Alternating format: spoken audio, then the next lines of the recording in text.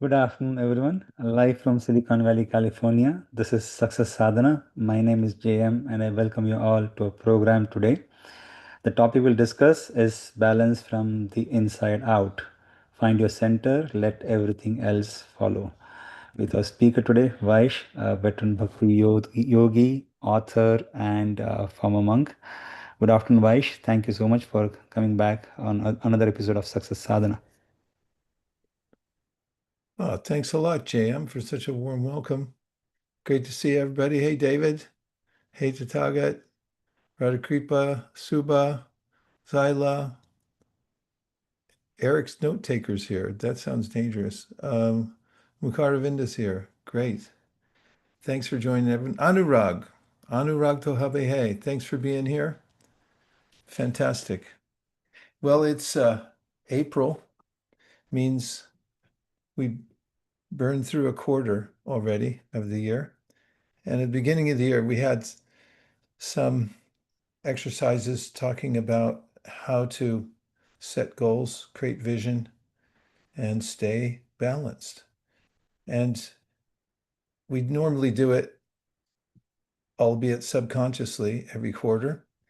So today we have a presentation about balance and a few words about that. Balance. Balance means there are two pans that are used to weigh various objects, like vegetables. Pan scale. That's where the word balance comes from. Two things, which one is weightier?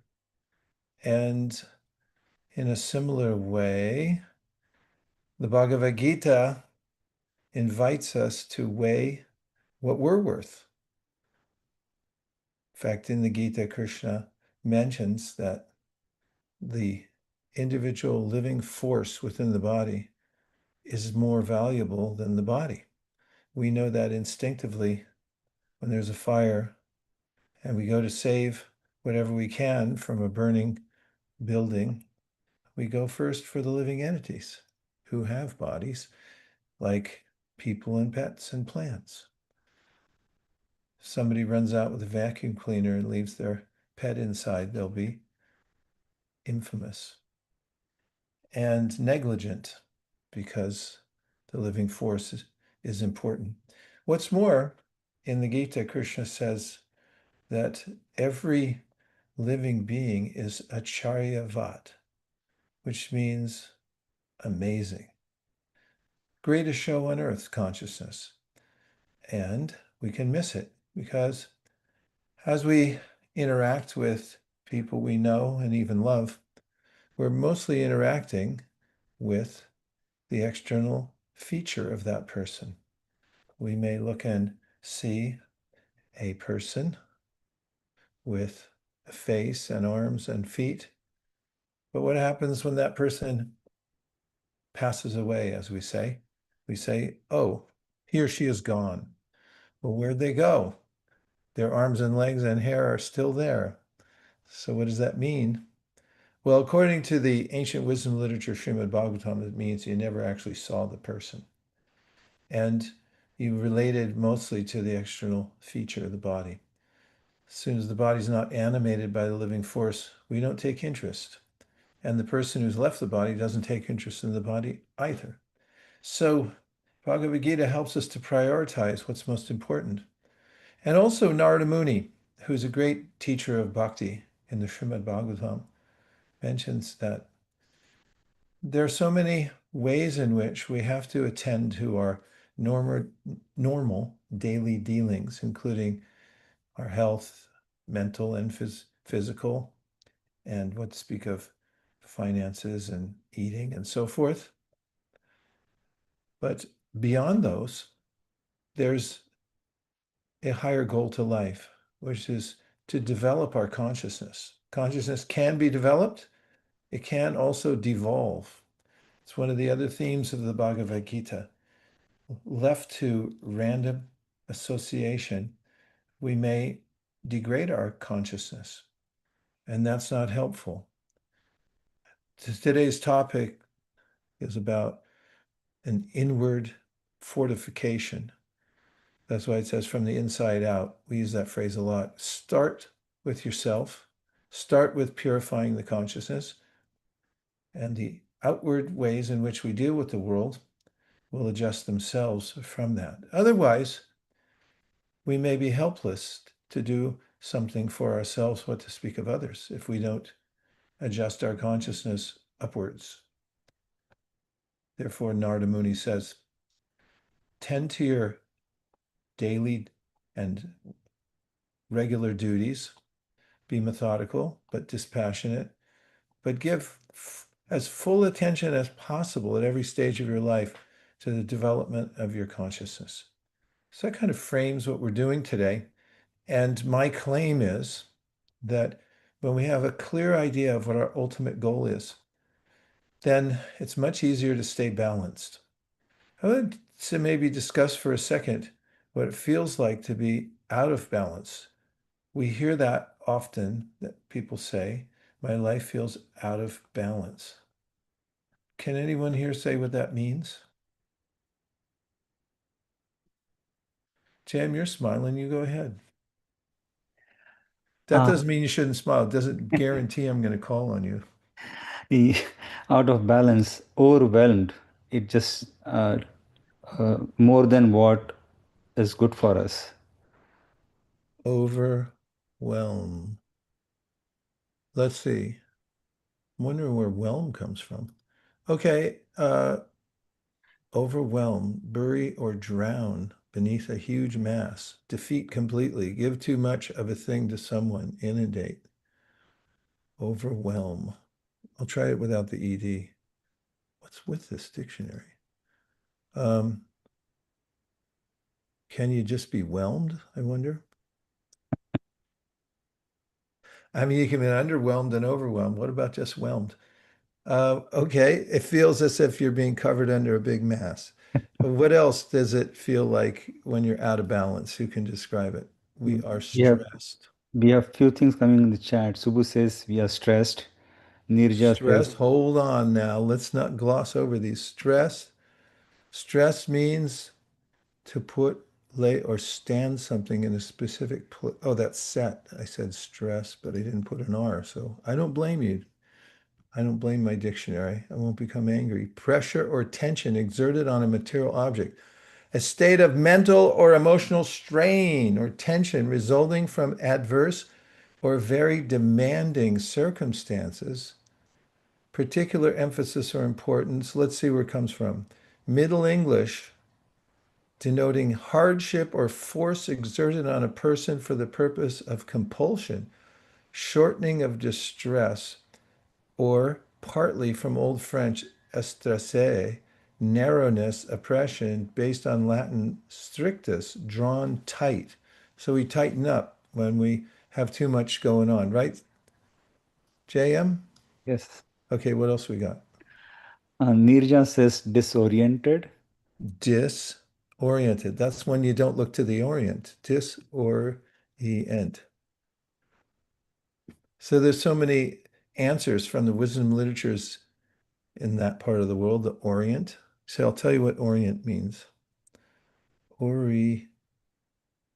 The Orient, the countries of Asia, especially East Asia, contrasted with Occident, situated or belonging to the East. So when you turn away from the East, you become disoriented. And it means to cause someone to lose their sense of direction. Ooh, has anybody ever felt that? You weren't sure what you should be doing or which, to make someone feel confused. Ah, from mid 17th century, from French disorienter, turn from the east. Must have been something to that. Okay, what else, JM? Anurag says seems like nothing is working or fits in routine day-to-day job. Okay, I got to look at that one. Seems like nothing is working or fits in routine day-to-day job. I don't know what fits in routine day-to-day job means, Anurag. You better explain that. I mean, things don't fall in place. It feels like, oh, this should have been easy going thing, but it never happens. So that's where I see imbalance. That's what I meant. So you expect something and then if Right. it doesn't work out, something like that. Yeah, I mean, if it happens a lot, then I feel like something is out of balance, something is wrong. Somebody's out to get you. Yeah. Uh, well, let's talk about it just for a second because I have a few fleeting ideas about that. Expectation is the mother of disappointment. There's a way in which if I expect things to go a certain way and they don't, then I feel disappointed. I've had this experience before with results. If I adjust what I want the result to be, then I can be balanced. So there's a way in which if, let's just say you're writing a book and your goal of the book is just to be deeply absorbed in what you're writing about. That could be a very different experience than wanting to be a best-selling author. which do you think would cause you more stress? Best selling author. So adjust that to any situation, because if you readjust what your expectation is and you make it more about service or self-purification, then you're apt to find a satisfactory groove that you can feel balanced in. That's one of the things Krishna talks about in the Bhagavad Gita, isn't it? He talks about working without expectation of anything in reward, like karman yevarikara palishu kadachana. He says, don't at any time kadachana palishu try to get a result. And that sounds weird sometimes to people who are used to always strive to anybody. It's our nature. We want something out of it, right? But it's interesting that he says, don't endeavor for the fruit, just do the work for its own sake. And if one's in that mode, then one will never be disappointed. Let's hear from David. Hey, David. Hello, Hare Hi. Krishna. Hare Krishna. I was going to say that I think it's easier to it's easier to be happy or sad or handle my own expectation of myself than it is the expectation of others. Yeah, that's So such a nice point. yeah, so within that other comment that was just made, it seems like because that's something I can control. Like, okay, well, if I messed up, I can own that and own it very, if I'm that type of person, I can take, ownership and deal with the consequences and or the positive results. But when it's someone else, I have a much harder time Yeah, on the well, expectation piece. huh? On the Less expectation part, yeah. expectation, yeah. And it may be that people are easily pleased and they appreciate, and then we don't accept their appreciation because we think, oh, no, no, it still should have been better. There was a musician here in the Bay Area. He played at the Cow Palace once. He got three um, requests by the crowd to come back, encores. He did three encores by popular demand. And he was one of the most depressed people. He was a virtuoso, a guitar player, and he played so well, and then got called back. The crowd went wild, and afterwards he expressed that, I blew it. I was horrible. So sometimes we expect too much of ourselves, and then also it may be hard to please others too, even if we try to live up to what we think their expectation is. I love that. Thank you very much. That's very helpful. Okay, let's see where we're at here. To Yeah, Tagat, right? yeah, Tathagat says not having control over certain aspects of Well, life. tell me, Tataga, which aspects of your life do you have control over? So like sometimes when work gets too much, like the fitness aspect goes off. Sometimes when we focus, like I focus too much on fitness, like it gets hard for me to focus more on work and meditation, all those things. So yeah, that is what I meant by not having control over certain aspects. Like you mentioned, health, mental, and like spiritual, physical. So not being able to control. Yeah. Yeah, I see what you're saying. So it could be help to have some sense of proportionality. Like Charles Schwab, they talk about investing. They have this neat little formula called core and explore. 80% core investments that you are known to do well, 20% you can experiment.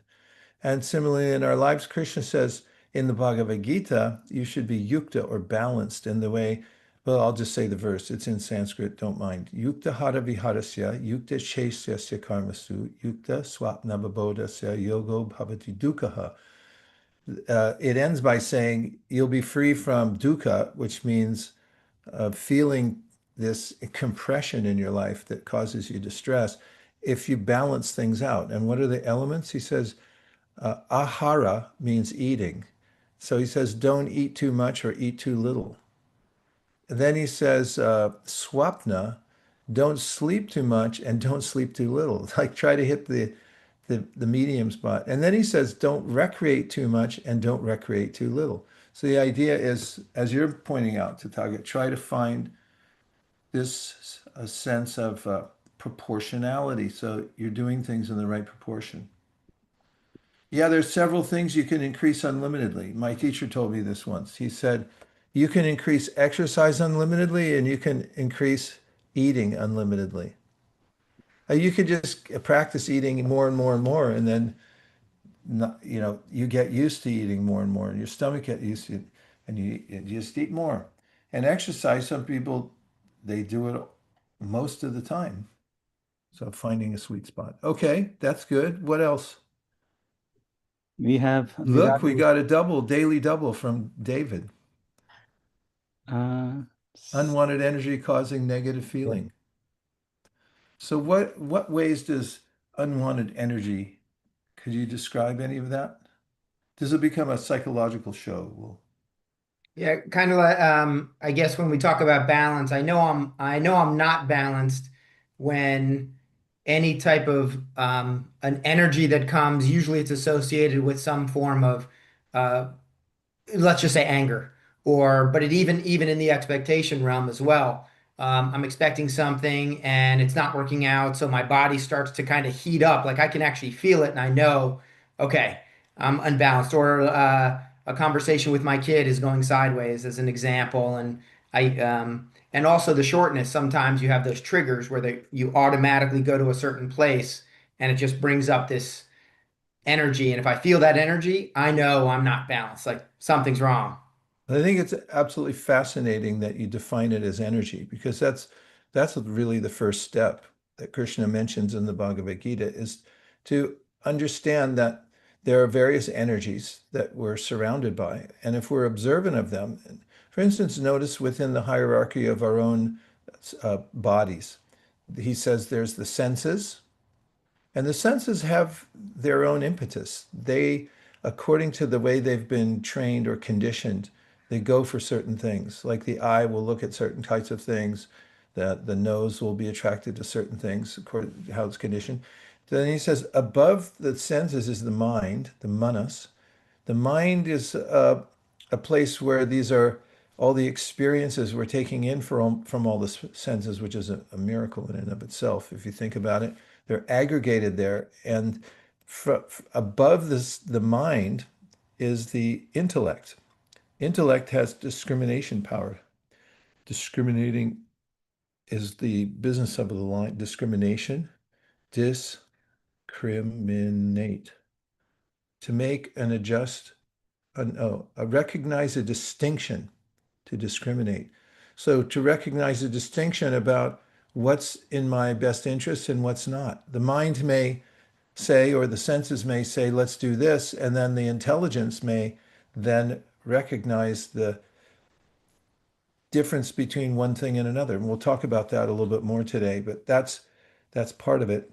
Another part is what you just said. You objectify those emotions. There's an inverse relationship between the rise of emotion and reason. The more emotion, like anger you mentioned, comes up, or lust, as it increases, then we are less reasonable. And therefore, it's one of the ways Krishna says in the Bhagavad Gita, just after he describes the hierarchy, Evam buddhi param budvasam stabhyatmanam atmana jahishatra mahabaho kamarupam durasadam. He says, therefore, you should rule over the mind and the senses with your intelligence. And that is part of what bhakti yoga does. It's called buddhi yoga, the yoga of the intelligence. We're meant to refine our intelligence so that we can discriminate. And when we feel these energies moving, like anger, we can rise above them. Example, you've heard me say it before, but this is just a very practical thing. If you're armed with a way to release anger very quickly, you're likely to be able to use your intelligence to rise above it. So when I'm driving, or I'm driving with somebody else, if there's an incident that's scary or makes somebody in the car angry, especially the driver, that happens, right? Road rage. Need I say more? Road rage. So uh, I've developed a technique. I just say, I forgive you. The mind is thinking, you're kidding me, right? You can't do that. The senses are like, oh no, we're going to kill him. But if we use our intelligence, say, I forgive you.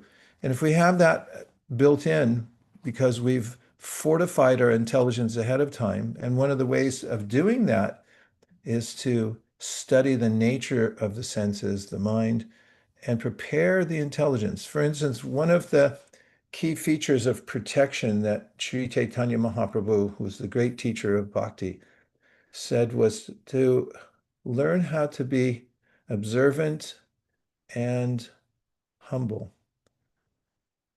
And when we're able to, as he said, give respect to others, and this is the harder one, not expect any respect in return.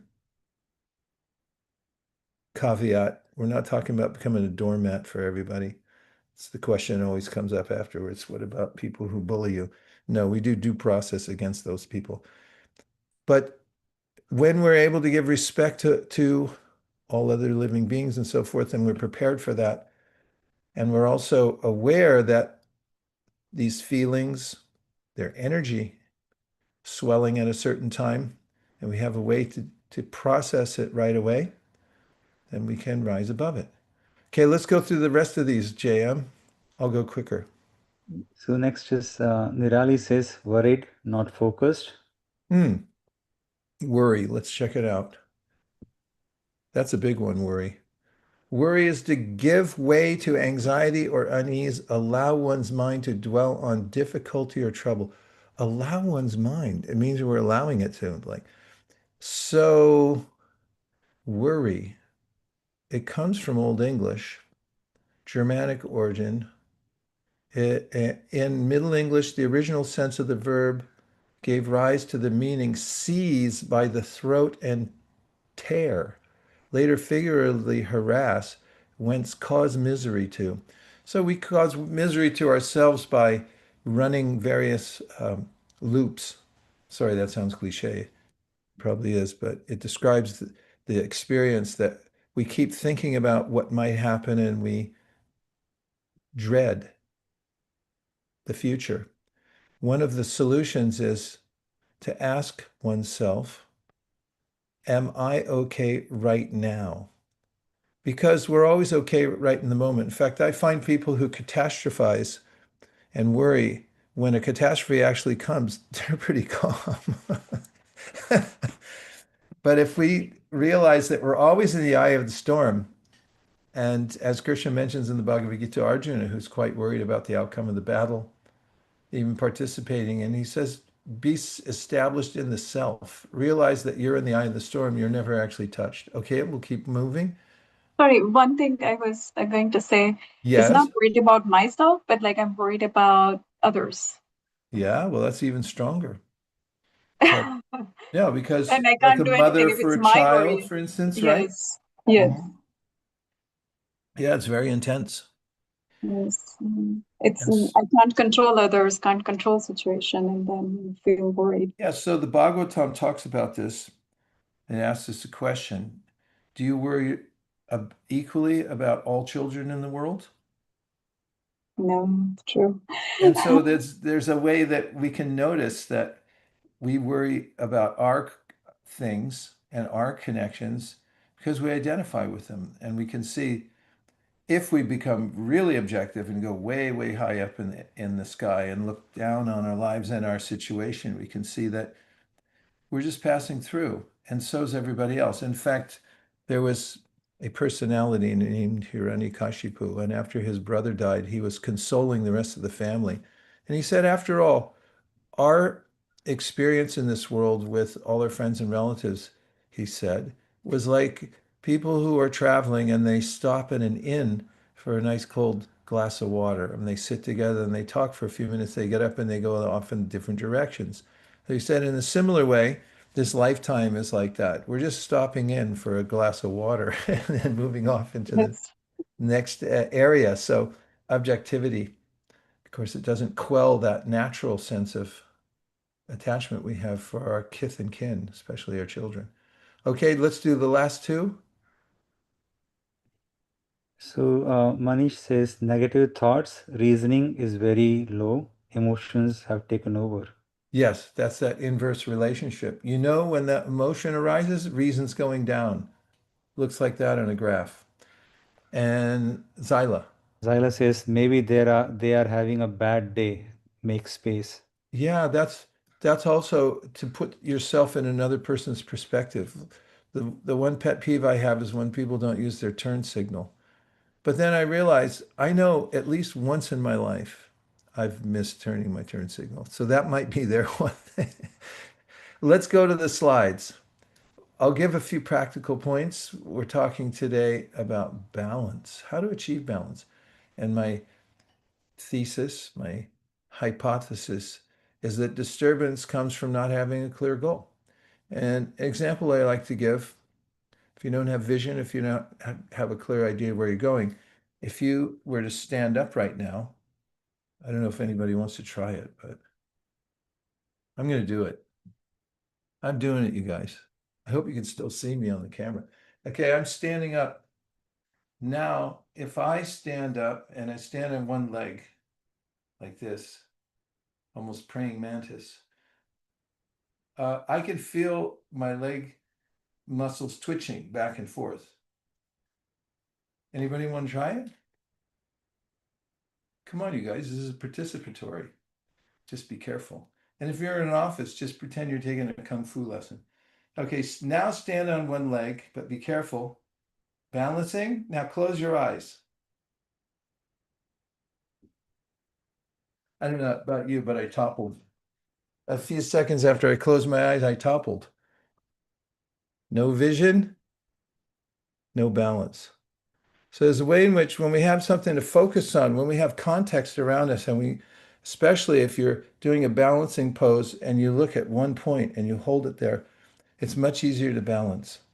And so similarly in our lives, the phenomena is there that when we don't have a clear idea, clear goal, then we tend to tip over. Somebody will come along with an idea and we'll run off in that direction or another one or another directions.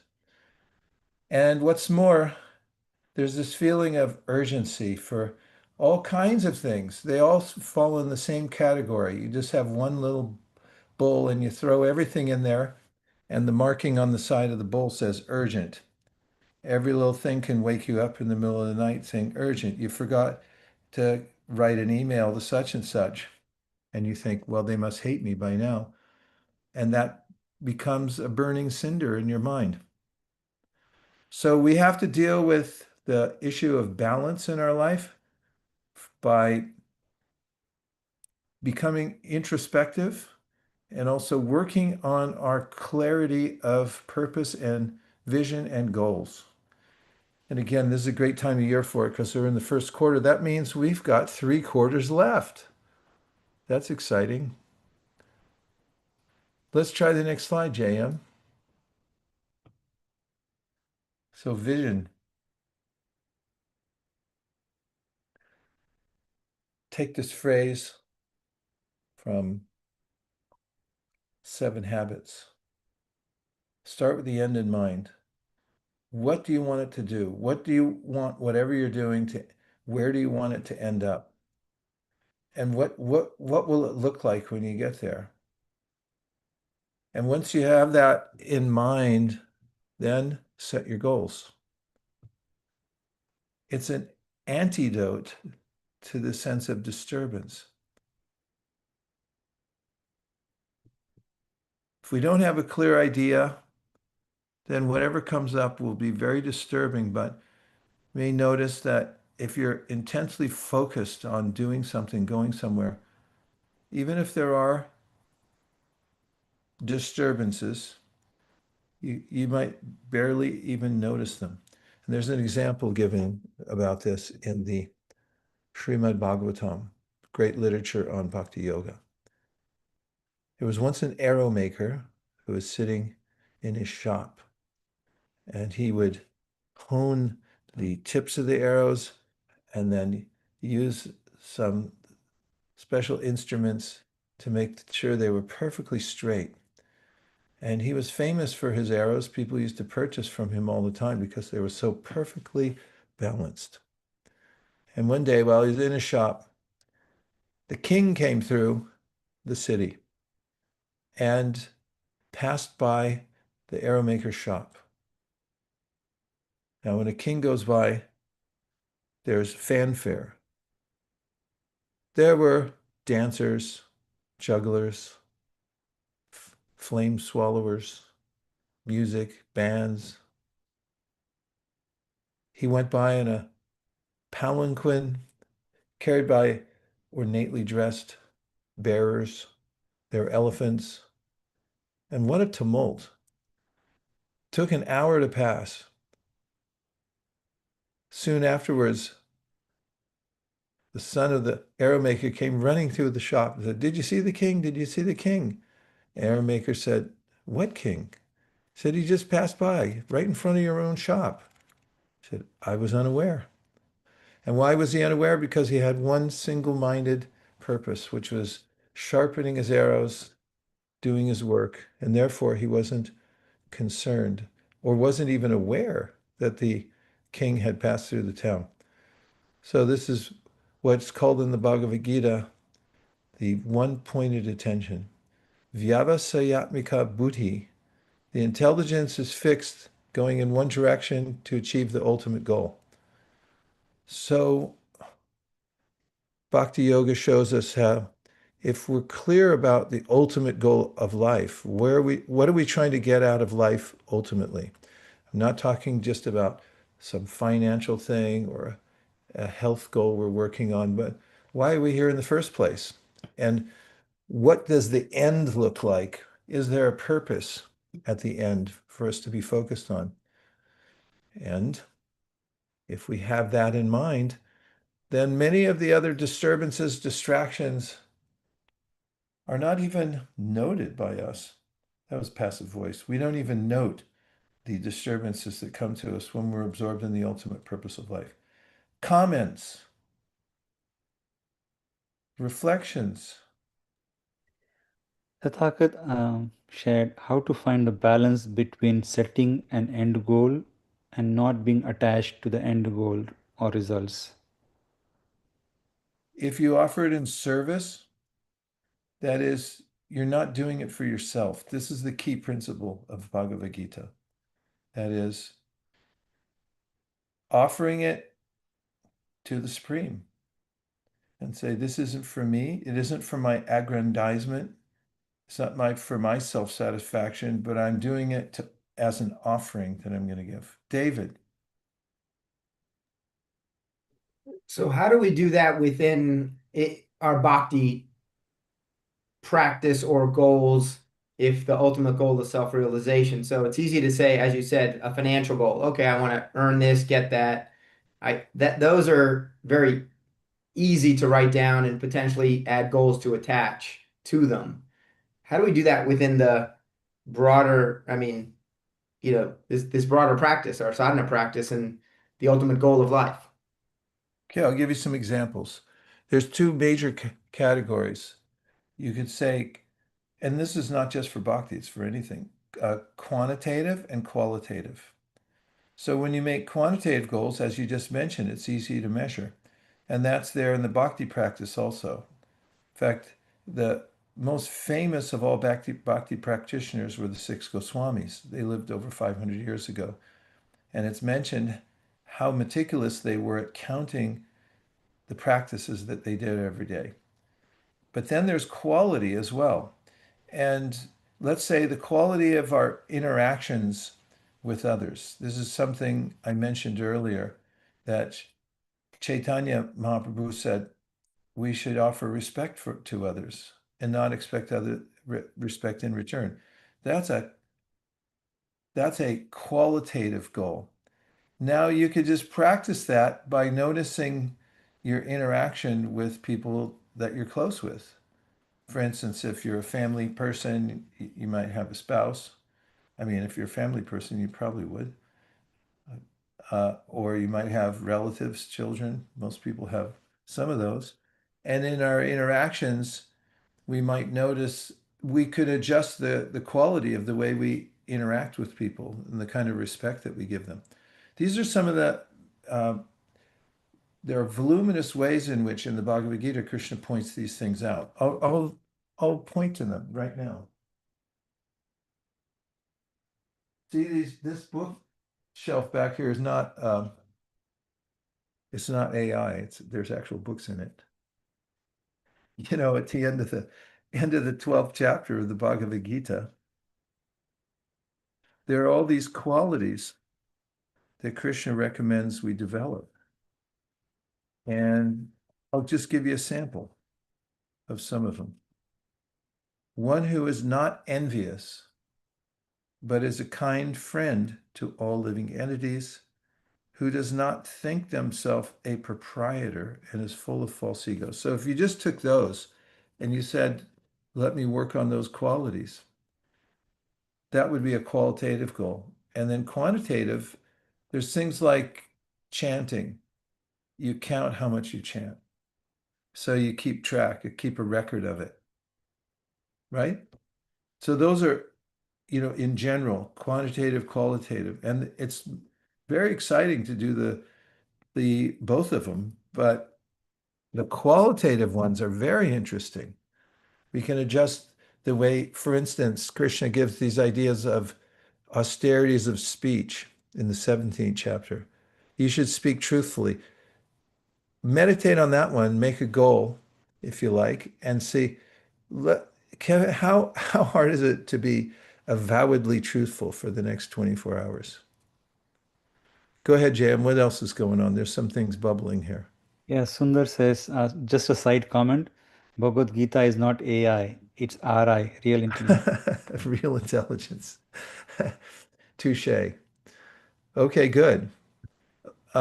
Let's keep moving on the slides, if you so desire.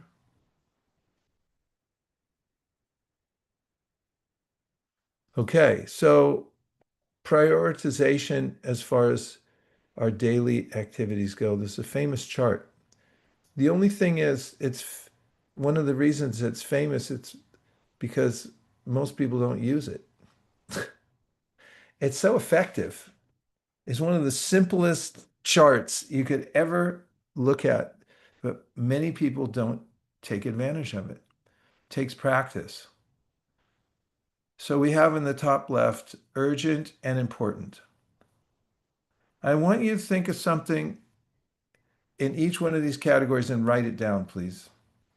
Something in your life right now that's urgent and important. Write it down.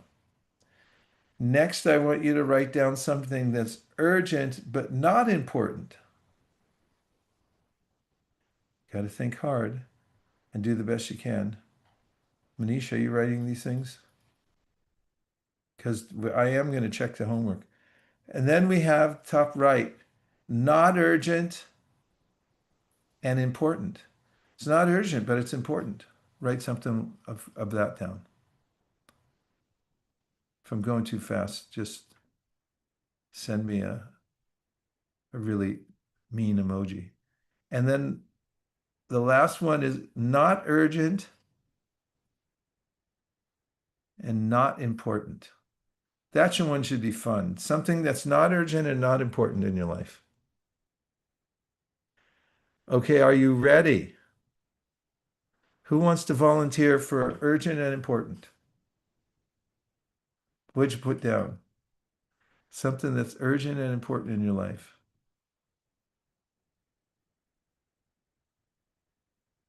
JM, you're going to have to fill in for any of the ones no one's going to answer. Sure. Oh, Anurag's going to Anurag, do it. yeah, Anurag, Anurag go is going. ahead. Go ahead. No, I feel making my family happy is the most urgent and most important for me. It doesn't happen always because of busy schedule, but that's one thing I'll put at number one. Okay, that's good to know, right? It's very good to know. Okay, who volunteer for urgent but not important? It's urgent but not important.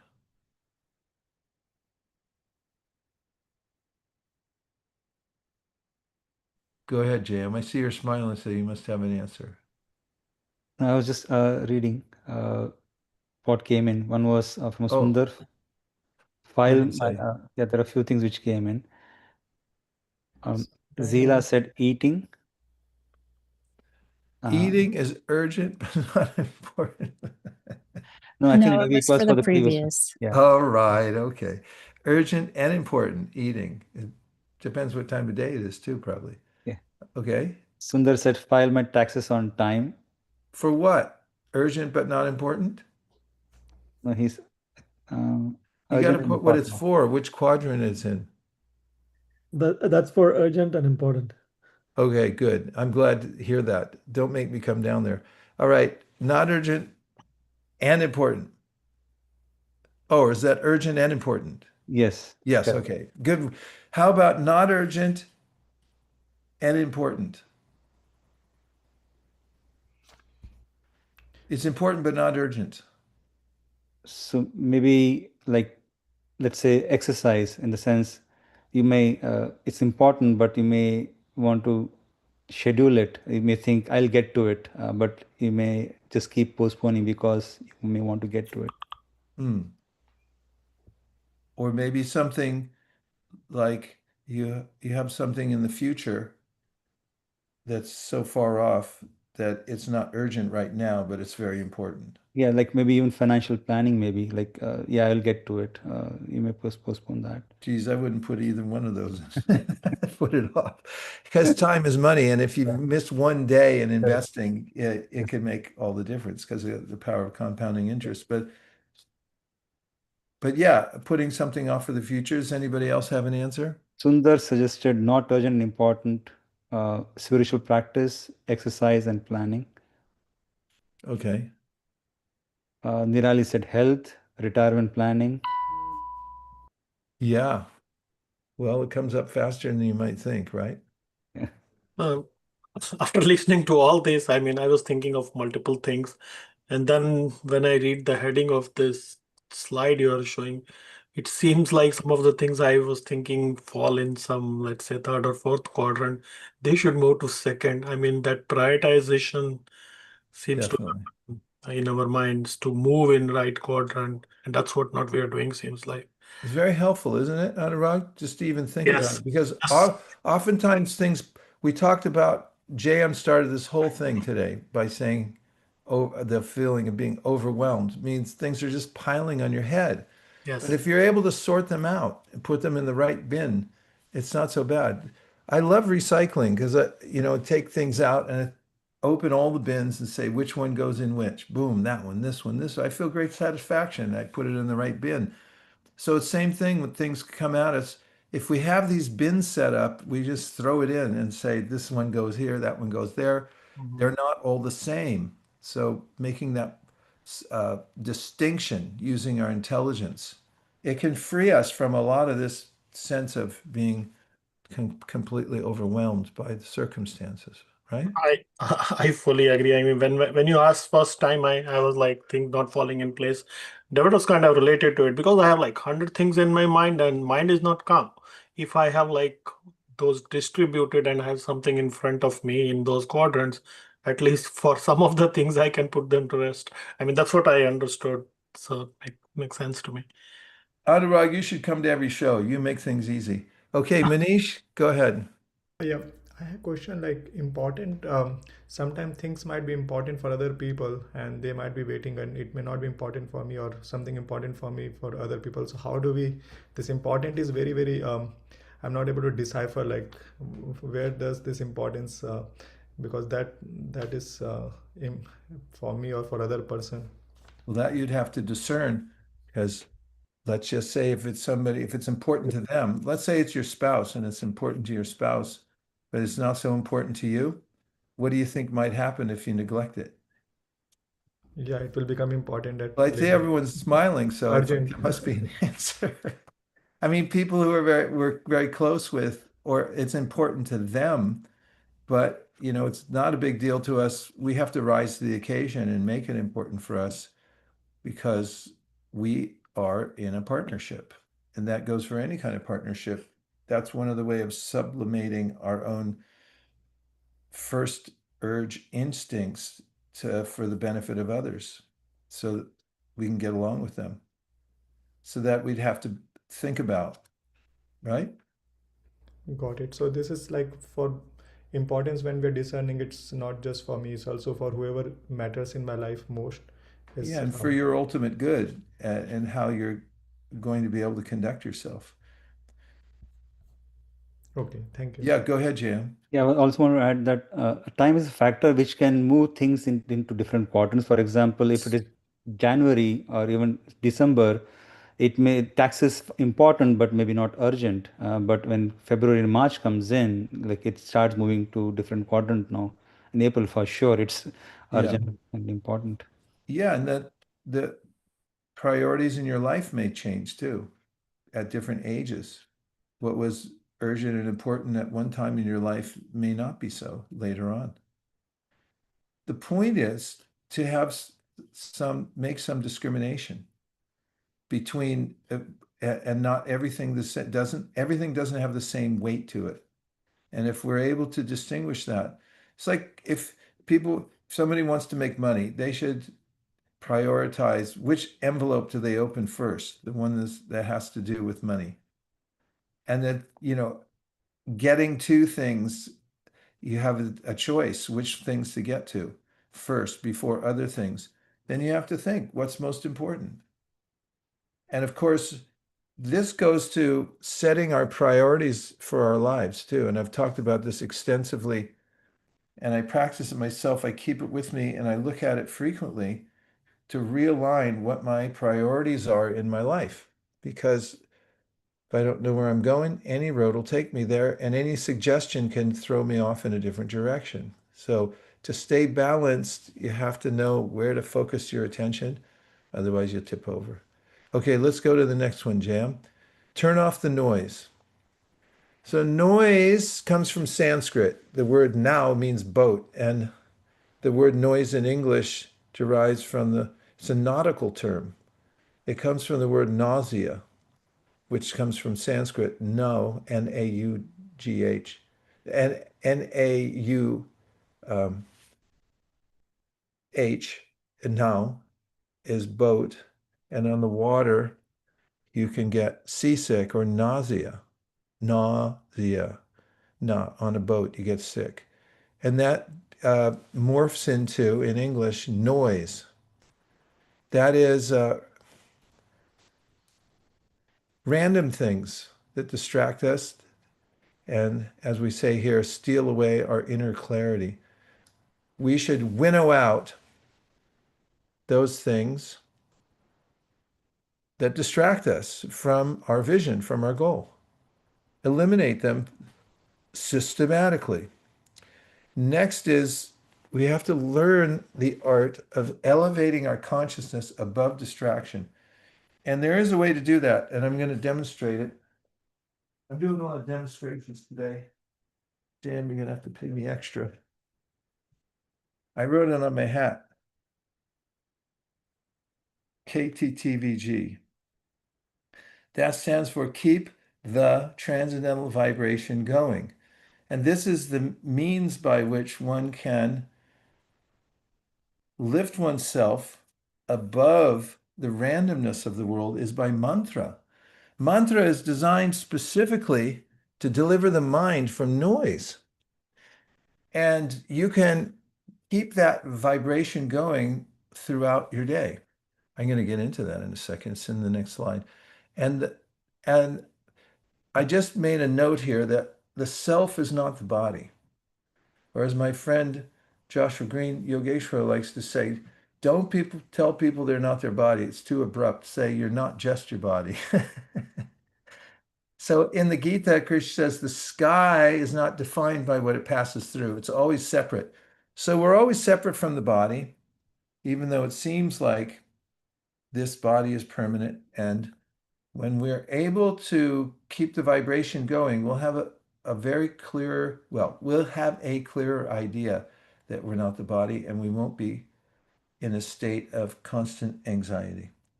Okay, next is practice. And we're suggesting here what I just said, mantra meditation. The mantra is symmetrical, has 16 words, 32 syllables, very balanced. And these are sacred sounds. Sacred sound can deliver the mind.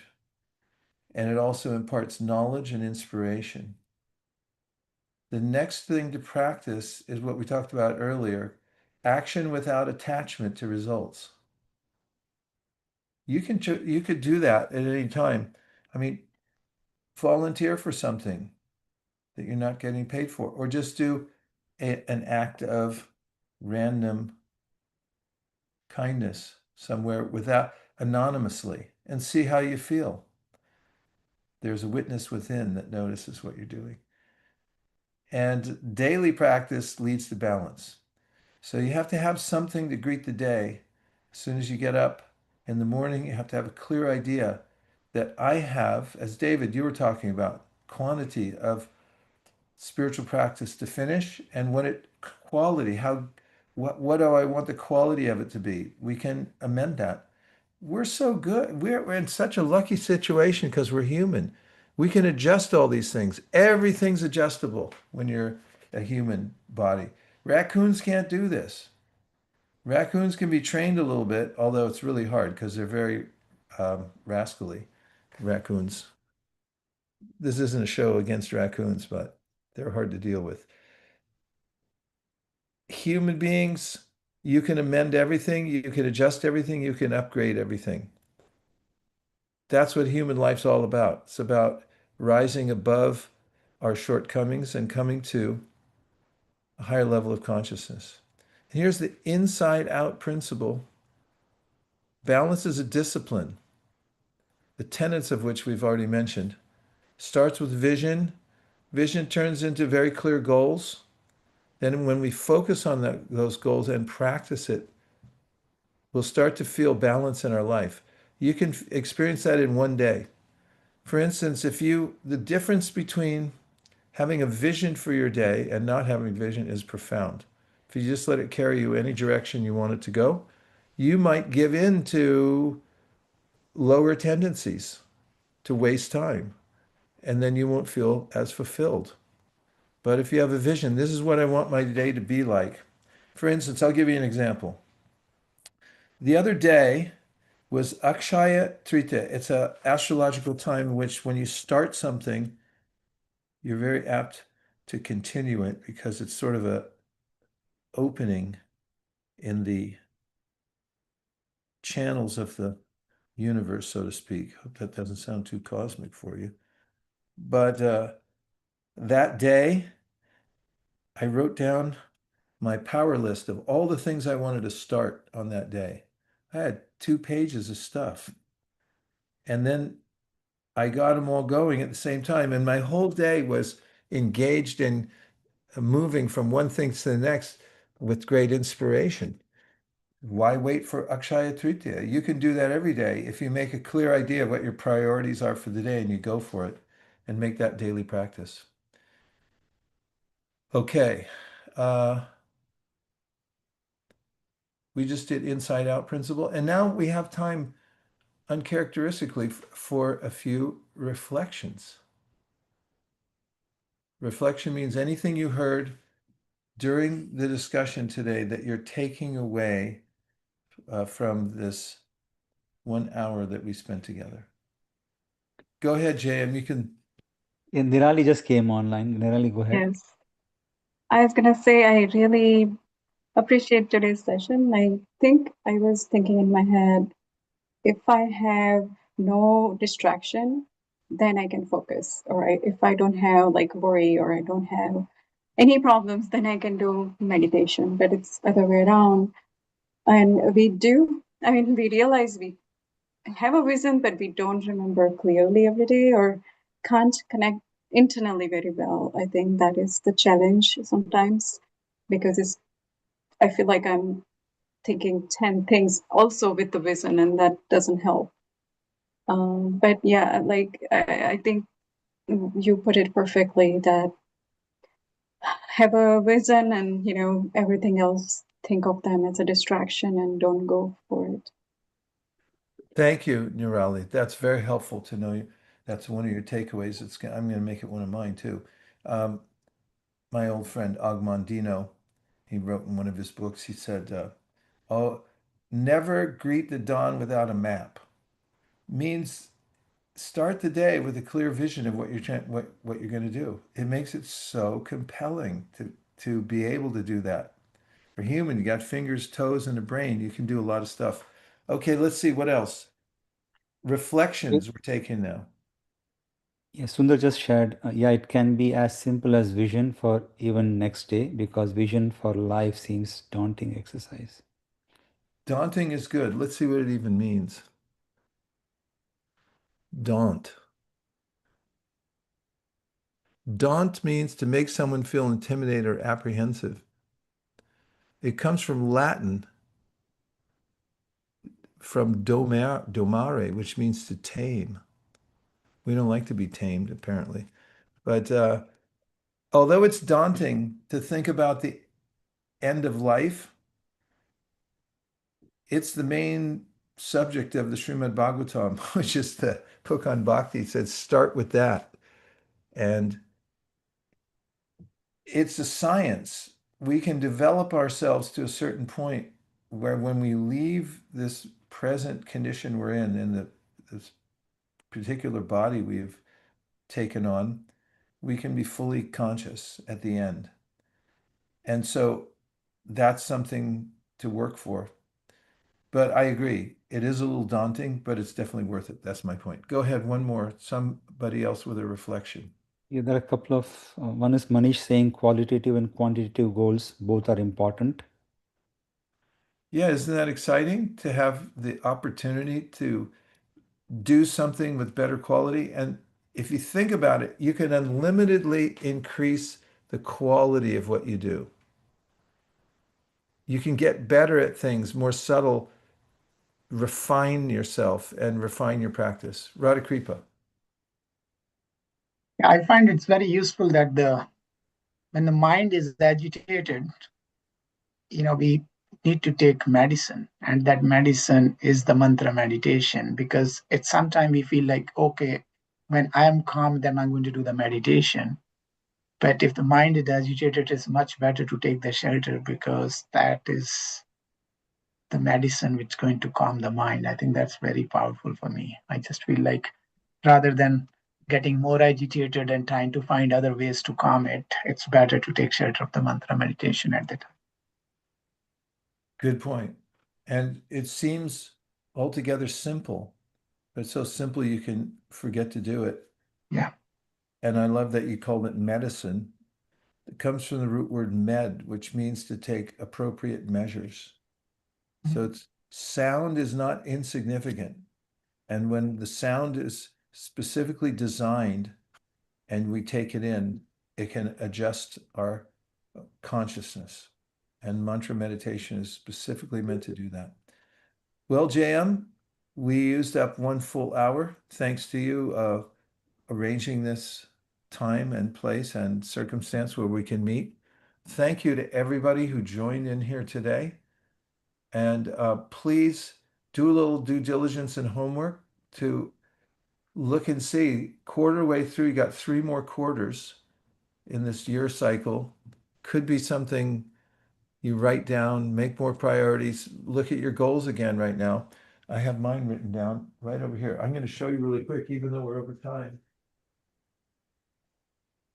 I have all my goals and priorities written in this little book here. Keep them in the back cover, and then collect all of the new ideas on other pages. And that way, anytime I want to get reoriented, I just open it up and look at it. So I highly recommend it. You know, JM, it's always sad departing, but there's a joyful way to do it. Our friends, the yogis in the Himalayas, they don't just come out for roots and tubers. They look for a crystal clear lake in the Himalayas to take a bath. Nice clear water. They feel so exhilarated, and many of them come there to get water, to take a bath. And they like to say this phrase to one another to encourage each other. They say, Hari Bol, keep the transcendental vibration going. I thought we should try it when we depart. What do you think? Sure. I'm going to do it. Hari Bol! Haribo!